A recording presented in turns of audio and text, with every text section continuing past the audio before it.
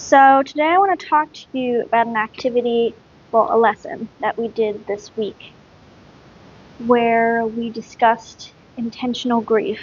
And that all stemmed from the text we're reading for this unit, Parashat Vayechi.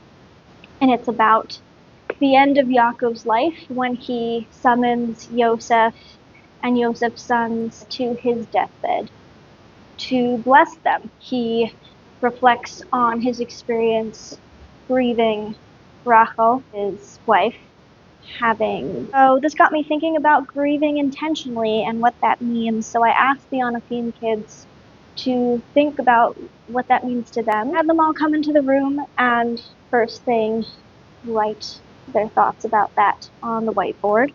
And their responses fell into three major categories. They said that grieving intentionally involves making space for all the feelings that come up when you're grieving, making space for all the thoughts that come up when you're grieving, and also allowing yourself to get existential and just pondering life itself. Afterwards, I had the kids paint with watercolors, and the prompt was, what does grief feel like? I wanted them to think about both their experiences with grief and also the characters in the text and how they experience grief.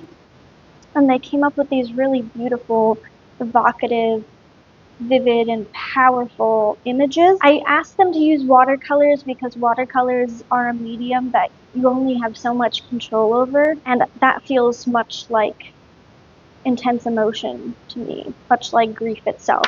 Behind me, you'll see just some of these beautiful paintings that I'm talking about. You can see that while they all took their own approaches to the prompt, they really were able to capture an abstract feeling in such a visceral way, and I'm really proud of what they were able to accomplish. One kid remarked that he's not sure that he's ever experienced grief. Overall, this question was really grounded in empathy, both for the characters in our text and also for people in mourning in the real world.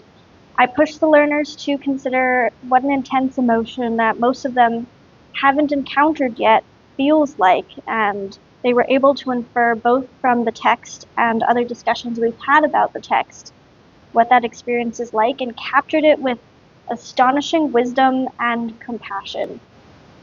It's this kind of care and intentionality that these kids continue to bring to text study that I value so much in teaching Anafim. It makes lessons like this all the more impactful, and I can't wait to see what they come up with next.